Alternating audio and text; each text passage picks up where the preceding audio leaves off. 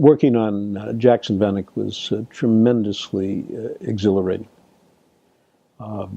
And you knew that you were helping someone who was totally committed, who wasn't going to see this go away in some last-minute compromise, who knew exactly what he was doing.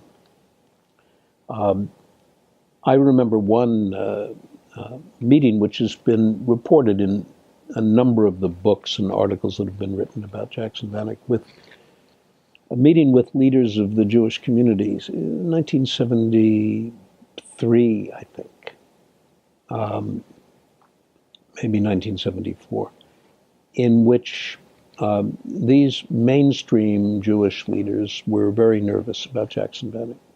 The administration was dead set against it. Nixon was lobbying them personally, implying that American support for Israel could be prejudiced by insistence on Jackson-Vanik.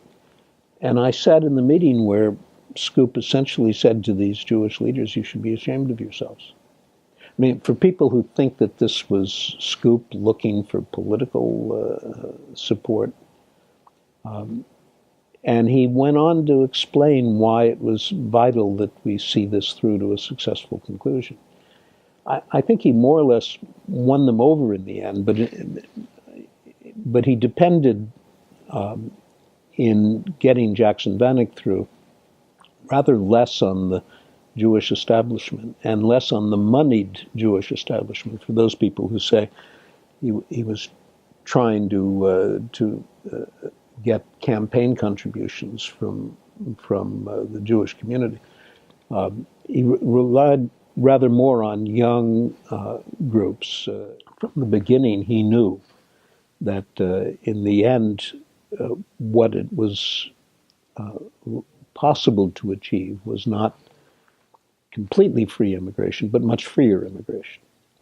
And he thought in terms of forcing a commitment to a number of visas, and in the end reached an agreement with Kissinger, which he believed, because it was so represented to him, had been approved by the Soviets. It turned out there were some miscommunications there, and so it wasn't all over with an exchange of letters in which Kissinger indicated that the Soviets would accept 60,000 visas a year, which was many more than they had been offering, and many more than it appeared they would offer in the future, because they were actually cutting back and imposing education taxes and the like.